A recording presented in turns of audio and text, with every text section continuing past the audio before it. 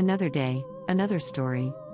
The slain sheep, so mangled and rent, the fantastic butchery, the print of the naked foot, all were explained. And the chain, the broken link of which was found near the slaughtered animals. It came from his broken chain, the chain he had snapped, doubtless, in his escape from the asylum where his raging frenzy had been fettered and bound, in vain. In vain. Ah me! How had this grisly Samson broken manacles and prison bars? How had he eluded guardian and keeper in a hostile world, and come hither on his wild way, hunted like a beast of prey, and snatching his hideous banquet like a beast of prey, too? Yes, through the tatters of his mean and ragged garb I could see the marks of the 70s, cruel and foolish, with which men in that time tried to tame the might of madness. The scourge, its marks were there, and the scars of the hard iron fetters, and many a cicatrice and welt, that told a dismal tale of hard usage.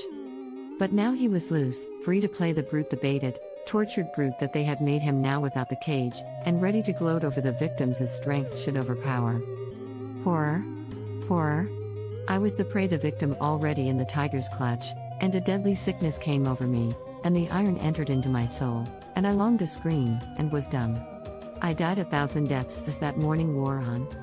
I dared not faint. But words cannot paint what I suffered as I waited till the moment when he should open his eyes and be aware of my presence, for I was assured he knew it not. He had entered the chamber as a lair, when weary and gorged with his horrid orgy, and he had flung himself down to sleep without a suspicion that he was not alone. Even his grasping my sleeve was doubtless an act done betwixt sleeping and waking, like his unconscious moans and laughter, in some frightful dream. Hours went on, then I trembled as I thought that soon the house would be astir, that my maid would come to call me as usual, and awake that ghastly sleeper. And might he not have time to tear me, as he tore the sheep, before any aid could arrive? At last what I dreaded came to pass. A light footstep on the landing. There is a tap at the door. A pause succeeds, and then the tapping is renewed, and this time more loudly. Then the madman stretched his limbs, and uttered his moaning cry, and his eyes slowly opened, very slowly opened, and met mine. The girl waited a while ere she knocked for the third time.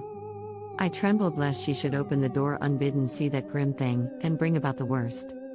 I saw the wondering surprise in his haggard, bloodshot eyes. I saw him stare at me half vacantly, then with a crafty yet wondering look, and then I saw the devil of murder begin to peep forth from those hideous eyes, and the lips to part as in a sneer, and the wolfish teeth to bare themselves.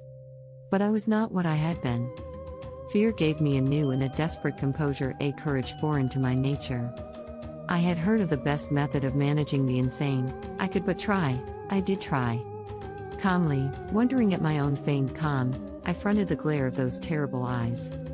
Steady and undaunted was my gaze, motionless my attitude. I marveled at myself, but in that agony of sickening terror I was outwardly firm. They sink, they quail, abashed, those dreadful eyes, before the gaze of a helpless girl, and the shame that is never absent from insanity bears down the pride of strength, the bloody cravings of the wild beast. The lunatic moaned and drooped his shaggy head between his gaunt, squalid hands. I lost not an instant. I rose, and with one spring reached the door, tore it open, and, with a shriek, rushed through, caught the wondering girl by the arm, and crying to her to run for her life, rushed like the wind along the gallery, down the corridor, down the stairs. Merry screams filled the house as she fled beside me. I heard a long-drawn, raging cry, the roar of a wild animal mocked of its prey, and I knew what was behind me. I never turned my head, I flew rather than ran. I was in the hall already. There was a rush of many feet, an outcry of many voices, a sound of scuffling feet, and brutal yells and oaths, and heavy blows, and I fell to the ground crying, "Save me!" and lay in a swoon.